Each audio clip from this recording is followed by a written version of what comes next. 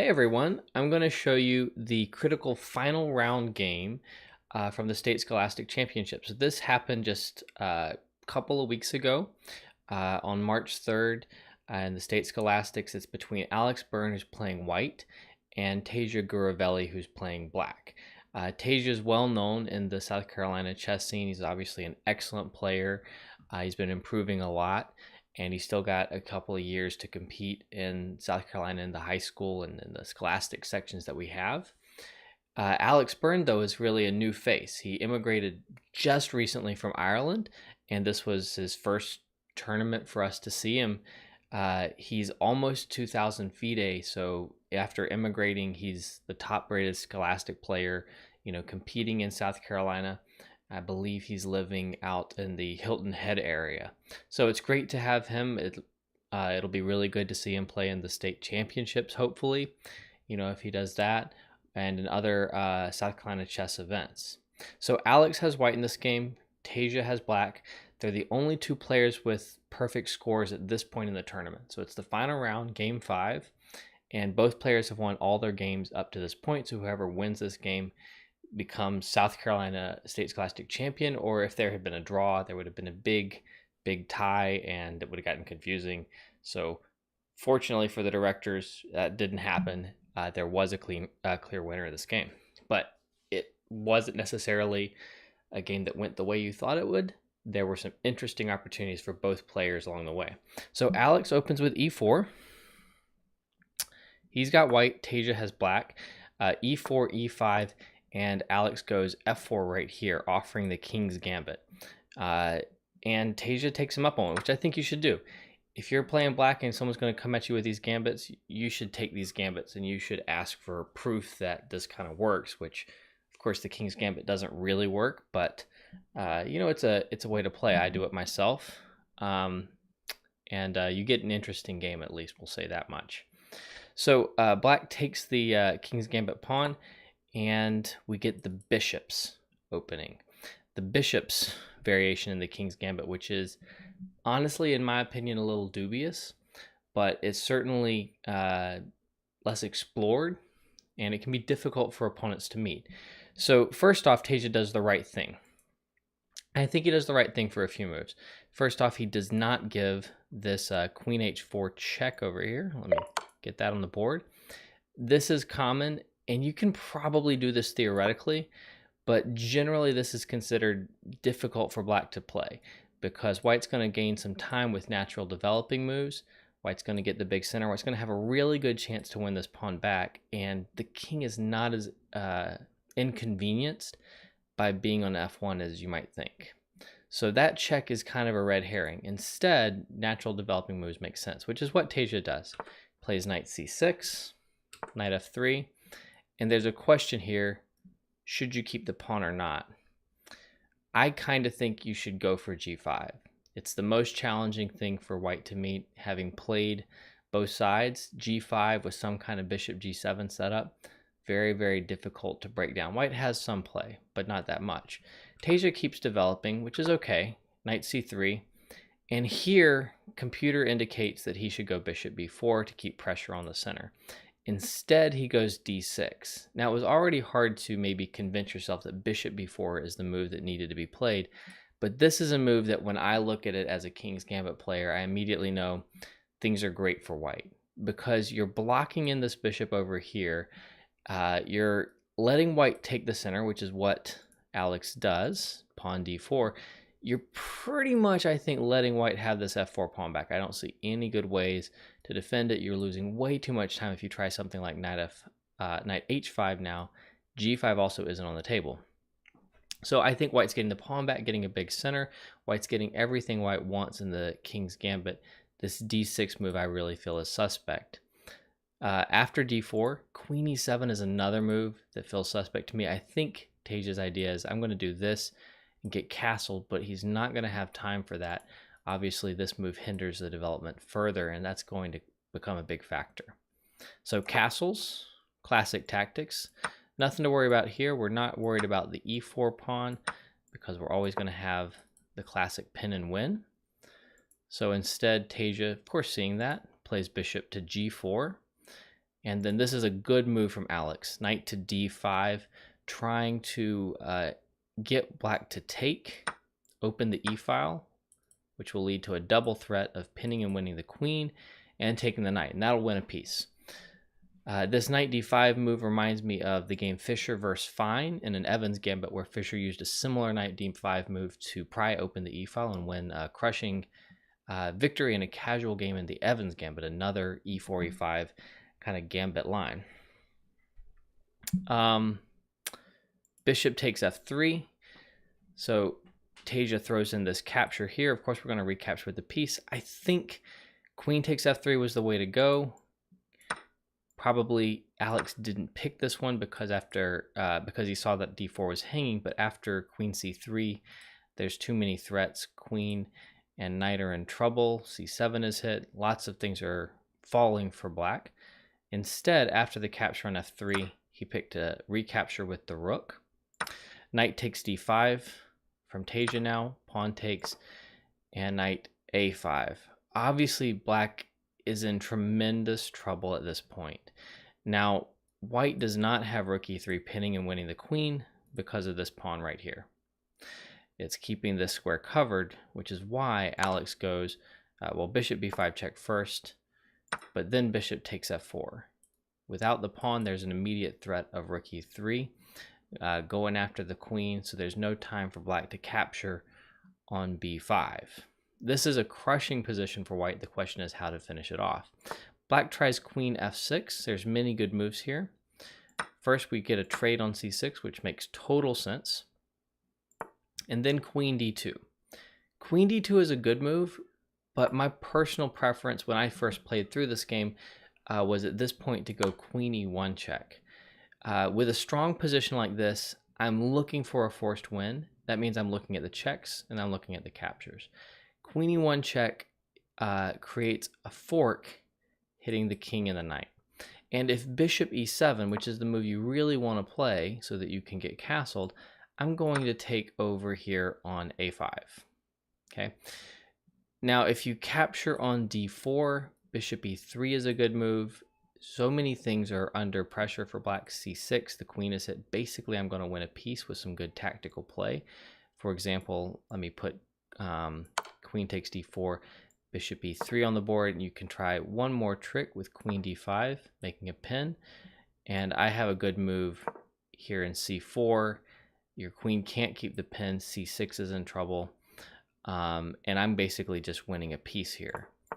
If I back up after bishop e7 and I capture on a5 after this queen e1 fork idea, if you don't capture on d4 and instead get your piece back, my point is that after queen takes b5, your king is in for all kinds of trouble. It needs to move out of the check, and I think pretty much everything wins very easily here. Rook a to f1, just getting ready to move the bishop and unleash a world of hurt is excellent. Queen d5, a quiet move defending d4 and hitting the rook on a8 and setting up all this rook af1 stuff is tremendous. This is a crushing position. So I like this. I think this is nice, clean, and it just pockets the win on the spot. Instead, Alex went for queen d2, which is also winning. Capture on b5. And here, I think this is an interesting point to pause and ask yourself what you would play here. Again, queen takes a5 is very strong. White maintains a huge attack. Alex plays rook e1 check, which is a good move, but you need the right follow-up. The thing about rook e1 check, the way that it was played, is first of all, black has a good tactical move to stay in the game. But second of all, we're kind of encouraging black to play the move black wants to play. Bishop e7. So you only want to play this move if you can tactically refute bishop e7, which you can, but there's kind of one move that really puts the game away here, and the rest of the moves let black fight on a little bit. This would be a good point, I think, to pause the video and see if you can figure out how you can put black away right now. The winning move here is rook takes e7. Very nice move. If king takes e7, you're walking into bishop g5. I'll put that on the board, and we win the queen. But the thing is, you can't avoid a pin that wins the queen anyway, because after queen takes, you have rook e3. And black might not end up down too much material here, but the king is going to continue to be in trouble, and this is a comfortably winning position for white. Instead, Alex played bishop g5, which looks absolutely devastating. Everything is hit, and it looks like we're just winning e7, and surely we're winning the game in moments. But there's one good tactical rejoinder from black. Knight c4, and suddenly this game is much more interesting in terms of being way more competitive. There are opportunities now for black. The queen is hit, so if there's a capture on f6 after knight takes, there's a lot of things that are hanging. This rook on f3, for example. And keep in mind, in this current position, black is up a piece. So it's not something that we can just grab some material here and allow knight takes d2 and a capture on e7. With the extra piece, black can go into these lines with confidence. We also can't just pull back and keep our threats because there's queen takes d4. Our queen is tied to the defense of d4, so we're forced into aggressive lines. Alex finds the right move here, and it's actually not easy. You'd be very tempted by a capture here. You might be momentarily tempted by a capture on e7 with check until you realize that the queen will take you. But rook takes f6 is the best move. Now, after knight takes d2, there's no attack on f3, so that helps white out. And the best move here was rook takes d6, threatening this and threatening this, and importantly, simply winning a pawn. And this would give white a winning position, although there's work to be done to convert this endgame. Instead, the rook came back from f6 to f2. Looks like we're keeping all the threats here, but again, remember, black is up a piece. So black can afford to give one piece back. Black does it with f6, attacks the bishop, so the bishop pulls back to take the knight, but now king f7. We aren't going to castle, we step up with king f7, we're ready to play a rook over, which is what we do after Alex doubles, and if we take stock here for a moment, this position is good for white, but it is not a win, and we definitely had wins on the table earlier. So white has missed an opportunity. The key resource for black was knight c4, forcing white to find some good moves and not giving white the kind of decisive wins that he had earlier. After a good move in rook takes f6, there was a better move available in the ensuing variation with rook takes d6 that would have put the game away. So in the line that happened, when black got the chance to play f6 and king f7, we reintroduced a whole new game in which white is slightly better, but not a lot better. In this position, Alex finds a very good move. I think this is a great move by Alex, d5, because we're taking space, but more importantly, we're locking this bishop in. And Alex is going to try to play on that bishop for the rest of the game. This is a great idea, but it's not necessarily enough for a win against good defense. So rook over to c8, bishop b4, we have a defensive c2, and also if the rook moves, we have a pin here that could win. So bishop f8 offering a trade of rooks. There's not much better in this position, so this makes sense. And now right away, Alex should take black up on it. We should trade rooks here, and we have more space as white. We have a same colored bishop in game, and our opponent's pawn who is locked on the same color of the bishop. That's always a classic principle in these endgames, and this is going to be super important from here on out. We've locked our opponent's pawn on the same color as their bishop. We should press that position for all it's worth, which means in this case, we want the rooks off the board. So instead, Alex decides to bring the king up, which is a little bit of an over finesse because black has two good ways to keep the rooks on the board now, or some of the rooks. First, rook e5 is a great move. Very, very good move because black is now contesting the e file with white, and white does not want to go in for this because after the recapture, we have strong pawns here. We've unleashed our bishop, and there's a threat here, and white can't even take because we can throw this check in and recapture. The d pawn is not dangerous to us at all. We're in good position to stop that. Instead, after king f2, rook e5 was not played. Rook takes e2 was, which is still pretty good, But now we need rook c4, staying active, keeping the rook on the board. The e file looks good for white, but it's actually not that strong in this position. We have a lot of counterplay with our active rook, and white's not going to have time to penetrate and take proper advantage of the e file. Also, many of white's pawns are quite weak. This is pretty competitive as a position. I think both players can try to win this. Instead, Teja kind of goes back and says, I do want the rooks off the board, but he's playing into Alex's hands. Alex didn't take the rooks off when he had the chance first. Now he does. And we have a very good position for white. I love this move g4, great move from Alex, cementing additional space on the king side, and putting pawns on the opposite color of our bishop. King up, great moves. And this move is an important mistake. In principle, black does want to trade some pawns, but now Alex should have made this capture and plopped his king into f5. This is obviously a great square for the king, and I'm not sure why Alex didn't go for this. I noticed when I saw the game later that Alex had about 20 extra minutes on the clock, so I suspect he was playing a bit too quickly at some moments and missing some opportunities because of his speed. He did eventually win, partially because his opponent was under severe time pressure, so you got to give him credit for good clock management in that sense, staying well ahead of his opponent. But he probably could have slowed down at some points and really finished the game off cleanly before this. So this is an excellent position. You might think, well, black can just sit and nothing happens. But we can kind of swing our bishop around here, and black has got no good moves. Black is going to run out of pawn moves at some point.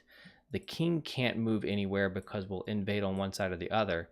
And you don't have enough space to shuffle with the bishop. Eventually, your bishop is going to have to let me get in here, I think, in a good moment, and I'm going to quickly create Zugzwang, and I'm going to win in very short order, to be honest.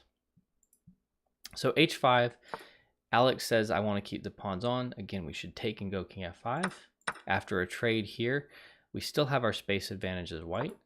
The bishop moves around.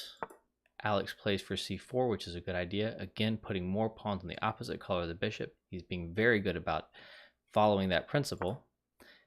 a6, bishop a5 check, king over, bishop c3 attacks this pawn. And now there's a subtle mistake from Teja. At this point, and really for a while, this was the right way to play. Trading here on c4 and producing a situation in which white doesn't have any pawn breakthroughs on the queen side of the board. White still has an advantage in space and can pressure black, but this position, I'm not sure if it can be won. White is pretty much the only one who can win it, but black is pretty solid in this position. With careful moves, I think the balance should be held. Instead, black chooses to defend this pawn with the king, king e7. Now here, we should go and trade on b5 and play a4. This is a huge theme. We create a passed pawn on the queen side, right here, and this pawn's moving pretty quickly. White could have done this earlier, trading on b5 and then pushing a4, but it wasn't as effective earlier. Here, the king is in a terrible position because it needs to keep defending this pawn, and it needs to stop the a pawn. And it can't head over to stop that a pawn like it needs to be doing because we'll capture right away, and if we take a moment to defend and then start heading over with the king, white is going to be able to set up g5. So if I play a few moves, bishop g7, honestly, best here, probably just to move the king to about any square, and we're going to play g5. If you play g5 for black, I can head in this way, and you can't defend the bishop with your king because I'll march with the a pawn. Basically, these two threats can't be met. You can look for a while, but there's not going to be a way to hold against both of these threats. White is just winning basically on the spot. Bishop d4 instead, not choosing to trade on b5 and play a4, bishop over. f5 from black, trades. White trades now here, and this is a huge mistake at this point in the game. This is another moment in which Alex could have put the game away, bishop e3 was played, sorry. King c3, king up wins. We just get the pawn. There's no opportunity to stop the king's invasion here because we've got d2 covered. Back up. And this pawn's not really going anywhere near far enough on its own. Our bishop's covering it, and we can come over here. We're going to get two connected passers. And honestly, at some point, if we need to, we can easily sacrifice this bishop for the pawn, and our passer should still carry the day. Instead, bishop e3 is played, offering the king and pawn endgame, which when I saw this, I was really, really shocked. I didn't see it live. I was dealing with some other things, but when I played through the game afterwards, I was like, can't we trade on e3, which does happen, and play b4, which does not happen. b4 right away is just winning for black. This is a huge theme in king and pawn endgames, and I talked to Teja a little bit after the game. He basically said that he had forgotten that a4 is not possible here because of en passant. Just with seconds on the clock, he's kind of blanking out, and he's just not familiar with this kind of formation. This one pawn restrains the two pawns. Because the one pawn restrains the two pawns, black is going to be able to invade here. White can't keep the king out, and then we're going to pick up a pawn, and we'll have two passers. Black wins easily. This is totally decisive for black. So Teja was saying, hey, I thought a4, you get a connected a protected passer for white, you know, that would win. That would win, but it's not possible right here. Anytime we push, we get the en passant capture, and it's black who's going to queen either the f or the a pawn in any kind of variation like that. So in this position, b4, and it's black who wins. Honestly, if you play it, no matter how much time you have on the clock, because there is a 5-second delay, black will win the game. Because the moves afterward are so easy. You basically can't go wrong as black as soon as you play b4. This opportunity was missed. King f6 was played. King f4 was played. Again, missing b4 for both players. Right here, it's on the board. White should have played a4 last turn. Last mistake in the game is king g6 here. Now pawn a4 from white. And after the trade, white is just queening. There's a few more moves, but it's very, very over. We're queening the a pawn. I think one thing that might have happened here is that Teja was basically under the gun for so much of the game. Basically lost shortly after the opening. Then he gets back in it, but he's under tons of pressure. And then at this kind of critical juncture, he's also under pressure on the clock. He's got 20, his opponent has 20 minutes. He's got 2, and then he's got 1, and it's ticking down. And when you're under pressure like that, and you feel like your opponent is putting you away, and there's nothing you can do, and you're just playing it out, you sometimes just don't look for strong continuations. So I think that there was like a pessimism here that Teja had that was saying, well, b4 just doesn't work. You know, set aside the fact that he wasn't thinking about en passant, and he just wasn't looking for any strong continuation like that. He was trying to kind of hold on the king side, and he just wasn't kind of casting an objective eye on the position. So because of this game, Alex is the 2018 South Carolina State Scholastic champion. Huge congratulations to Alex. Alex will get the opportunity to represent South Carolina in the Denker Championship, which all the state champions are invited to, which is, you know, a wonderful thing, hopefully for him, and a wonderful thing for South Carolina to have him as a representative. Teja, I think, is the 10th grade champion with 4 out of 5 after this game. So he's got 2 more opportunities to compete in the South Carolina State Scholastic for the high school champion title.